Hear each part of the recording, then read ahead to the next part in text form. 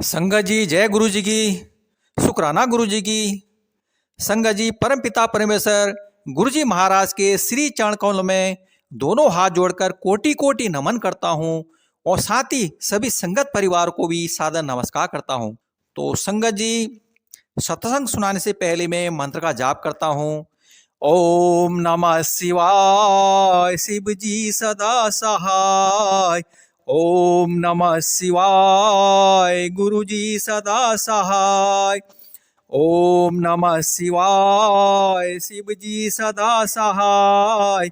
ओम नमः शिवाय गुरु जी सदा सहाय।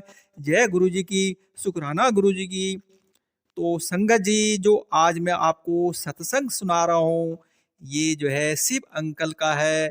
इन्होंने जो है गुरु जी के साथ बचपन में स्कूल एक साथ इकट्ठे जाते थे और अंकल ने गुरु जी के बारे में अवगत कराया है। तो संगत जी आप लोग सत्संग को ध्यानपूर्वक सुने और जब आप सत्संग को सुन के संगत जी आप शेयर भी जरूर करें ताकि आपको और आपके परिवार को और आप जिसको सत्संग शेयर कर रहे हैं गुरुजी महाराज की ब्लेसिंग हमेशा हमेशा मिलती रहे। तो संगत जी शिव अंकल बोलते हैं कि आज भी मुझे याद है गुरुजी ने मुझे ब्लीस किया था। मार्च 81 में मेरी मिसेस प्रेग्नेंट हो गई थी।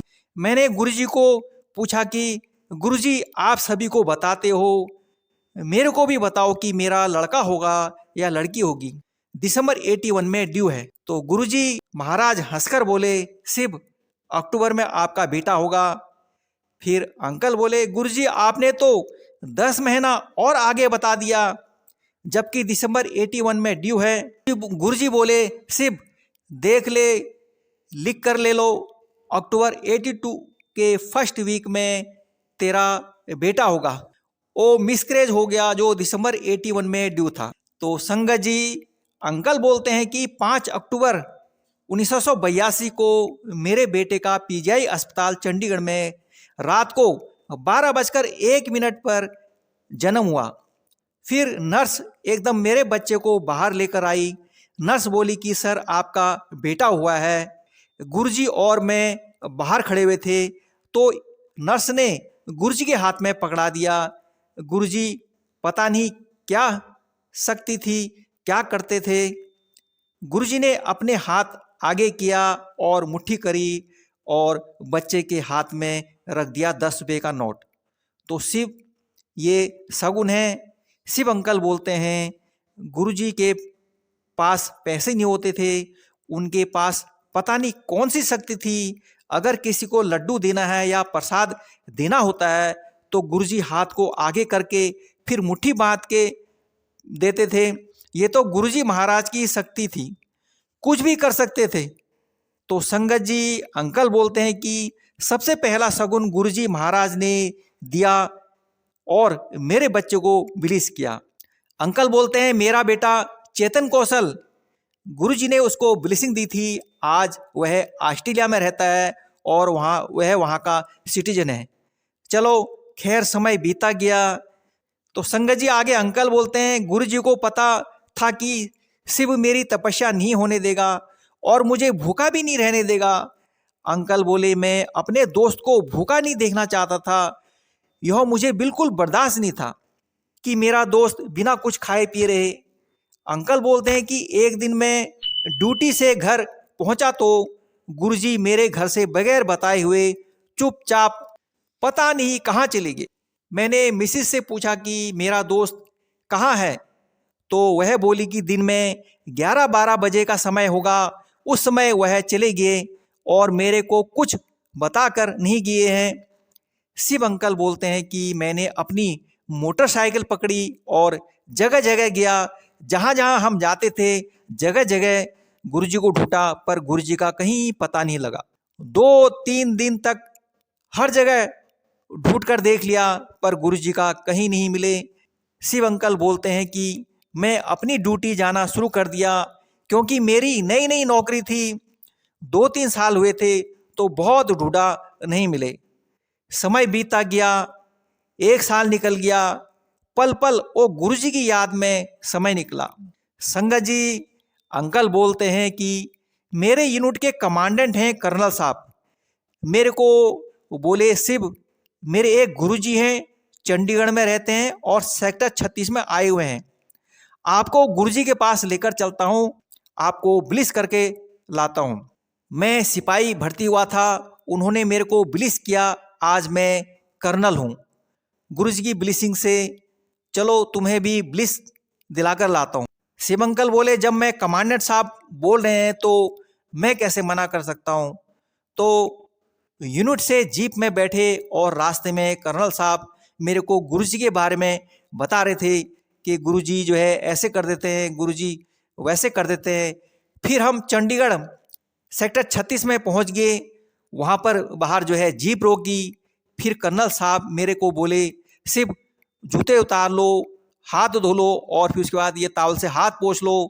तुम मेरे साथ पीछे पीछे आना, पहले मैं गुरुजी के माथा टेकूंगा, फिर आप माथा टेक लेना। फिर मैं गुरुजी को बता दूंगा कि ये हमारे शिव कुमार सुप्रिटेंडेंट साहब हैं, आप इनको भी ब्लिस कर दो और इनका कल्याण कर दो, ठीक है। शिव अंकल बोले ठीक है सर। मैं पीछे पीछे कर्नल साहब के चला गया।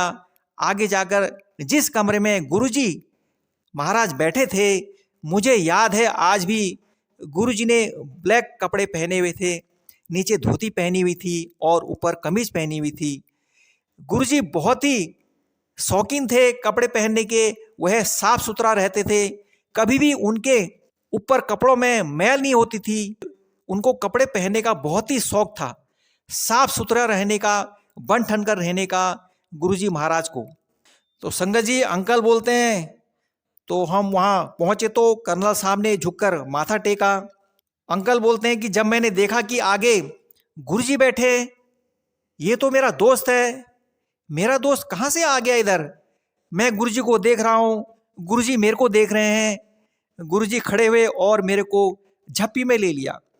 गुरुजी बोले शिव, तेरे को कैसे पता चला कि मैं यहाँ पर हूँ।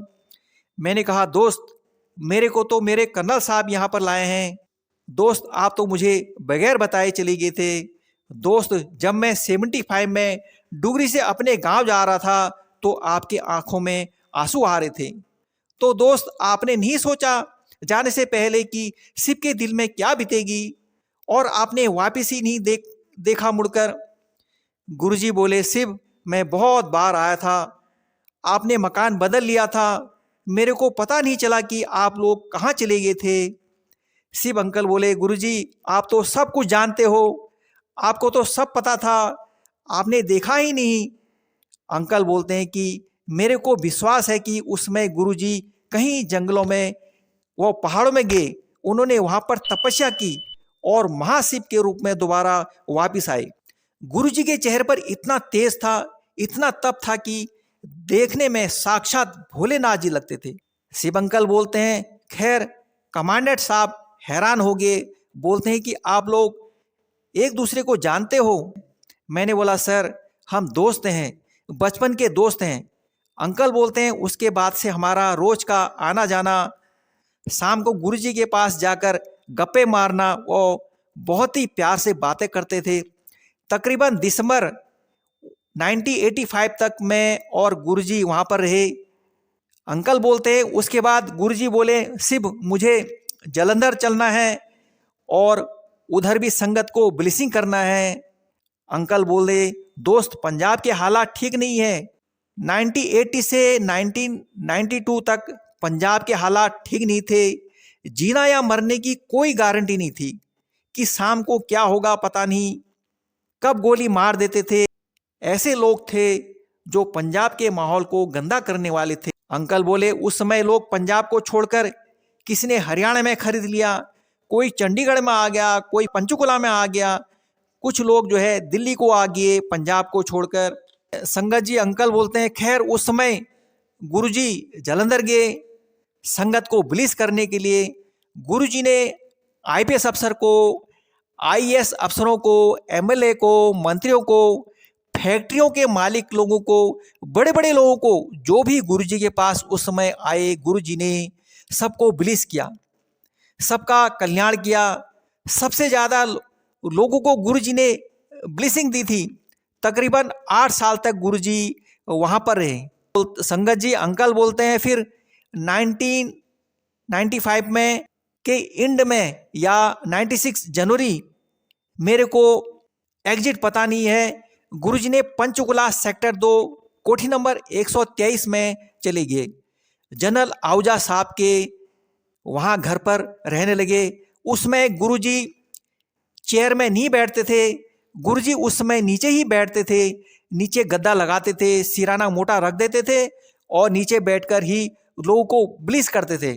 संगत जी अंकल बोलते हैं मेरे को पता ही था और मैं गुरुजी के पास आशीर्वाद के लिए जाता था।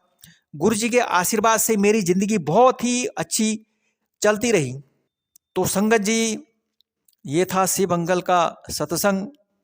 तो गुरुजी महाराज तो देवों के देव महादेव थे, जिन्होंने जो है सभी लोगों का कल्याण किया उन्होंने, और सबसे ज़्यादा ब्लेसिंग उन्होंने जो है जालंधर में दी थी। तो मैं गुरुजी महाराज से यही अरदास करता हूँ कि हमारे पूरे संगत परिवार को आपकी जो है कृपा बनी रहे। गुरुजी महाराज आप हम पर हमेशा कृपा बरसाए रखना, हमेशा अपने चरणों में लगाए रखना। इसी तरह हम सुख और दुख में आपका जो है शुक्राना करते रहेंगे। गुरुजी महाराज आपका शुक्राना करते रहेंगे गुरुजी महाराज। जय गुरु जी की। अब मैं अपनी वाणी को यहीं पर विराम देता हूँ और मंत्र का जाप करता हूँ। ओम नमः शिवाय, शिव जी सदा सहाय। ओम नमः शिवाय, गुरु जी सदा सहाय। ओम नमः शिवाय, शिव जी सदा सहाय। ओम नमः शिवाय, गुरु जी सदा सहाय। जय गुरु जी की। शुक्राना गुरु जी की।